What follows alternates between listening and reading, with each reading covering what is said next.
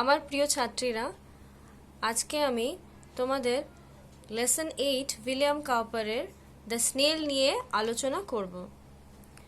আচ্ছা, আলোচনা করার আগে একটু বলে নিই টাইটেল সম্পর্কে। The snail. স্নেল কথাটার সঙ্গে আমরা সবাই সুপরিচিত। শামুক। বিশেষ করে গ্রামাঞ্চলে এবং যে সমস্ত জায়গাতে গাছপালা রয়েছে সেই সব জায়গাতে শামুক দেখতে পাওয়া যায়। নর্মালি এই পোয়েমের নামকরণ দ্য স্নেল করা হলো কেন? তো স্নেল ভীষণ সামান্য একটা প্রাণী, কিন্তু এই স্নেলের জীবন থেকেও যে আমাদের কিছু শেখার জিনিস রয়েছে, আমাদের কিছু শিক্ষণীয় জিনিস রয়েছে, সেটা আমাদের উইলিয়াম কাউপার এই কবিতার মাধ্যমে দেখিয়েছেন। এখানে যখন তোমরা কবিতাটা পড়বে তখন দেখবে স্নেল ভীষণ একাকী থাকতে পছন্দ করে, সে সেক্লুশন পছন্দ করে, সে সব সময় আত্মনির্ভরশীল থাকতেই চায়। আমাদের মানুষ এরকম আমরা পরনির্ভরশীল হয়ে বাঁচি, কিন্তু এই স্নেলের থেকে আমাদের বেশ কয়েকটা জিনিস শেখার আছে। কিভাবে আত্মনির্ভরশীল হয়ে থাকা যায়, কিভাবে সমাজের মধ্যে থেকেও সমাজের হৈহট্টগোল থেকে দূরে সরিয়ে রাখা যায় নিজেকে, এই সমস্ত ব্যাপারগুলো আমাদের এই স্নেল থেকে শেখার আছে। সেটা উইলিয়াম কাউপার আমাদের প্রত্যেকটা স্ট্যান্ডাতে বলেছেন। আচ্ছা, টেক্সটটাতে পড়ানোর আগে আমরা একটু জেনে নিই উইলিয়াম কাউপার সম্পর্কে। দেখো, তোমাদের সবার কাছেই বই আছে, একটু দেখে নাও কবি পরিচিতি। William Cowper was one of the most popular poets of his time. William Cowper 1731 to 1800। William Cowper এনার সময়কাল হচ্ছে 1731 সাল থেকে 1800 সাল পর্যন্ত। ইনি ছিলেন তার সময়ের একজন বিখ্যাত কবি। Cowper changed the direction of 18th century nature poetry by writing about the English countryside and the everyday lives of poetry. 1800 শতকে কাউপার প্রথমে যে প্রকৃতিকে নিয়ে কবিতা লেখা শুরু হয়, সেই কবিতা লেখা ধারাটাকে বদলে দিয়েছিলেন। সেই ধারা বদলে তিনি শুরু করেছিলেন যে ইংরেজ গ্রামাঞ্চল, মানে ইংল্যান্ডের গ্রামাঞ্চল এবং সেই সমস্ত ওখানকার লোকেদের দৈনন্দিন জীবন সম্পর্কে লেখা। ইংল্যান্ডের গ্রামাঞ্চলের দৃশ্য এবং লোকেদের রোজকার জীবন দৃশ্য সম্পর্কে কবিতা লিখে 1800 শতকের ধারায় তিনি বদলে দিয়েছিলেন। আচ্ছা, হিজ ফেমাস ওয়ার্কস ইনক্লুড অনলি হাইমস অ্যান্ড দ্য টাস্ক। তার বিখ্যাত যে লেখাগুলো তার মধ্যে উল্লেখযোগ্য হচ্ছে অনলি হাইমস অ্যান্ড দ্য টাস্ক। আচ্ছা, the poem takes us into the private world of a snail, where it is seen to lead a self-sufficient life. আচ্ছা, এই কবিতার মাধ্যমে, এটা হচ্ছে কবিতার সংক্ষিপ্ত একটা জিস্ট। এখানে বলছে the poem takes us into the private world of a snail. এই কবিতার মাধ্যমে উইলিয়াম কাউপার দেখিয়েছেন যে একটা যে শামুকের ব্যক্তিগত দুনিয়াটা কীরকম হয়, তাদের নিজস্ব জগৎটা কীরকম হয়। where it is seen to lead a self-sufficient life, যেখানে এই শামুককে দেখানো হয়েছে যে একটা স্বাবলম্বী জীবনযাপন করে। We are allowed to observe in minute detail the small yet self-contained world in which a snail lives. আচ্ছা, এখানে আমাদের দেখানো হয়েছে যে একটা শামুকের জীবনের খুঁটিনাটি, সে ক্ষুদ্র, সে ছোট, অথচ সে তার নিজস্ব ব্যক্তিগত দুনিয়ার মধ্যে, সে নিরাপদ একটা দুনিয়ার মধ্যে, নিরাপদ একটা জগতের মধ্যে কিভাবে শামুক বেঁচে থাকে। আচ্ছা, এই হয়ে গেল আমাদের পুরো কবিতার একটা সারাংশ। আমাদের কবি এখানে জানিয়ে দিয়েছেন। এই কবিতাটা টোটাল 6টা স্ট্যান্জায় বিভক্ত। আজকে আমরা প্রথম 3টে স্ট্যান্জা নিয়ে একটু আলোচনা করব। দেখো, to grass or leaf or fruit or wall, the snail sticks close nor fears to fall, as if he grew their house and all together. আচ্ছা, to grass or leaf or fruit or wall, these are the common things, these are the very commonplace things found in our surroundings. To grass or leaf or fruit or wall, ঘাসে, পাতায়, ফলে অথবা দেওয়ালে। The snail sticks close nor fears to fall. শামুক নিবিড়ভাবে আটকে থাকে, পড়ে যাওয়ার কোনো ভয় নেই এদের। As if he grew their house and all together. ঠিক যেন সে সেই সমস্ত জায়গার মধ্যেই জন্মেছে, বড় হয়েছে। তার বাড়ি এবং সে একত্রে। এখানে হাউস কথাটা বলতে বোঝানো হয়েছে the hard shell of the snail, শামুকের যে শক্ত খোলক। শামুক একটা খোলক সঙ্গে করে পিঠে করে নিয়ে সে চতুর্দিকে ঘুরে বেড়ায়।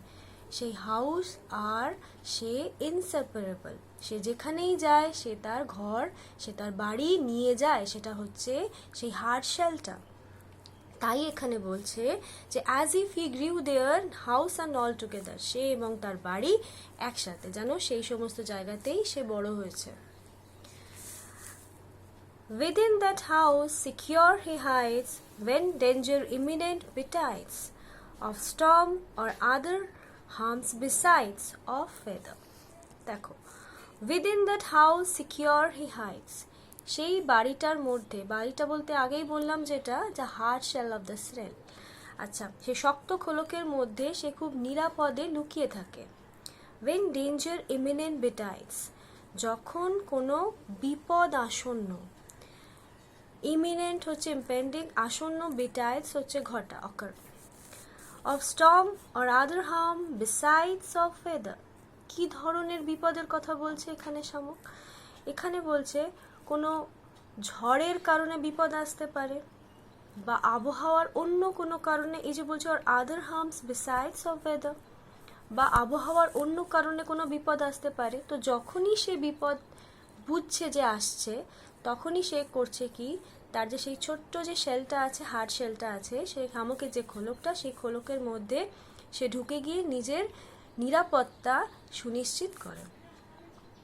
তাহলে এখানে আরেকটা কথাও আমরা বলতে পারি, আর other harm besides. Other harms বলতে এখানে it may refer to the cruel activities of the human beings. তাহলে আমরা এই স্ট্যান্সাতে কি বুঝতে পারছি, যে the snail is a very sensitive creature, ভীষণ সেন্সিটিভ এই প্রাণী। যখনই কোনো বিপদের আঁচ বুঝতে পারে, তখন সে তার নিজের নিরাপত্তা সুনিশ্চিত করার জন্য তার শক্ত খোলকের মধ্যে ঢুকে গিয়ে নিজের নিরাপত্তাকে সুনিশ্চিত করে। এবার আসি আমরা থার্ড স্ট্যান্সাতে। Give but his horns the slightest touch, his self-collecting power is such, he shrinks into his house with much displeasure. Give but his horns the slightest touch. Horns বলতে বোঝাচ্ছে সুর। যদি তার সুরগুলোতে একটা মিনিমাম, যদি তার সুরগুলোতে অল্প একটু স্পর্শ করা যায়, but means only, here but means only. His self-collecting power is such, self-collecting power হচ্ছে আত্মসংবরণের শক্তি, অর্থাৎ যে পাওয়ার that enables the snail to be strong. Give but his horns the slightest touch, his self-collecting power is such, he shrinks into his house with much displeasure. Shrinks হচ্ছে গুটিয়ে যাওয়া, নিজেকে withdraw করে নেওয়া। He shrinks into his house with much displeasure. Displeasure হচ্ছে অসন্তোষ। পুরোটার মানে হচ্ছে give but his horse the slightest touch, যদি তার সুরগুলোতে অল্প একটু স্পর্শ করা হয়, তাহলে তার আত্মসংবরণের শক্তি এতটাই যে সঙ্গে সঙ্গে সে নিজেকে গুটিয়ে তার বাড়ির মধ্যে ঢুকে যায় অত্যন্ত অসন্তোষের সঙ্গে। এই হয়ে গেল আমাদের থার্ড স্ট্যান্জা। তাহলে আমরা কি দেখতে পাচ্ছি এই থার্ড স্ট্যান্জা, এই তিনটে স্ট্যান্জাতে আমরা দেখতে পাচ্ছি। ফার্স্ট স্ট্যান্জা যদি আমরা দেখি তাহলে বোঝা যাচ্ছে দ্যাট যে একটা স্নেল নর্মালি ঘাসে, পাতায়, ফলে বা দেওয়ালের মধ্যে নিবিড়ভাবে আটকে থাকে, তার পড়ে যাওয়ার কোনো ভয় থাকে না, ঠিক যেন সে সেখানেই বেড়ে উঠেছে, সে এবং তার বাড়ি একসাথে। এখানে সে এবং তার বাড়ি হচ্ছে ইনসেপারেবল, তাদেরকে আলাদা করা যায় না। সেকেন্ড স্ট্যান্ডে আমরা দেখতে পাচ্ছি ওই বাড়িটার মধ্যে সে খুব নিরাপদে থাকতে পছন্দ করে। কখন? যখন সে দেখে যে কোনো বিপদ আসছে, সেই বিপদের আজ বুঝে গেলে সে এতটাই সেন্সিটিভ, যখন সে বুঝছে কোনো বিপদ আসন্ন, কোনো ঝড়ের কারণে হোক বা অন্য কোনো আবহাওয়াগত কারণে হোক বা কোনো মানুষের ক্রুয়েল অ্যাক্টিভিটিসের জন্যই হোক না কেন, যে কারণেই হোক সে বিপদের আজ বুঝতে পারছে, তখনই সে ঢুকে যাচ্ছে তার সেই শক্ত খোলকের মধ্যে, যেটা তার বাড়ি। থার্ড স্ট্যান্জাতে আমরা বুঝতে পারছি এখানে আমাদের কাউপার দেখিয়েছেন যে যদি তার সুরগুলোতে অল্প একটু স্পর্শ পর্যন্ত করা হয় তাহলে সে নিজেকে তার আত্মসংবরণের চেষ্টা, তার আত্মসংবরণের শক্তি এতটাই প্রবল যে সে সঙ্গে সঙ্গে সে তার শক্ত খোলকের মধ্যে ঢুকে যায়, সে নিজেকে গুটিয়ে নেয় তার শক্ত খোলকের মধ্যে, কিন্তু তার মনে মনে ভীষণ সে অসন্তোষ প্রকাশ করে। এই হয়ে গেল থার্ড স্ট্যান্জা। আচ্ছা, এই খানগুলোতে যেটা বলার আছে, আরেকটা কথা আমি বলিনি, যে এখানে কবি কিন্তু তার নিজের জীবনের সাথে স্নেলের বেশ কিছু সাদৃশ্য বলেছে, এই সাদৃশ্য বলেছে, মিল রয়েছে কবির জীবনের সাথে। সেগুলো কিরকম? কবিও এই স্নেলের মতো একাকী থাকতে পছন্দ করেন। আর কি, ইনি সমাজের মধ্যে থেকেও, সমাজের হই হট্টগোল থেকে নিজেকে দূরে সরিয়ে রাখতে পছন্দ করেন। এবং আরও বেশ কিছু বৈশিষ্ট্য রয়েছে যেটা স্নেলের সাথে মিল আমরা পাবো, সেটা আমরা নেক্সট 3 স্ট্যান্জা যেদিন পড়াবো সেদিন আমরা আলোচনা করব। এই হয়ে গেল আমাদের স্ট্যান্জা, তিনটে স্ট্যান্জা। তোমাদের কাছে যেটা বলার সেটা হচ্ছে প্রত্যেকটা লাইন খুঁটিয়ে খুঁটিয়ে পড়ো। যদি কোথাও কিছু অসুবিধা থাকে তাহলে আমাদের যে গ্রুপ আছে সেই গ্রুপে অবশ্যই জানাও, আমি আনসার দেব। আজকে এই পর্যন্তই। ভালো থেকো, সুস্থ থেকো।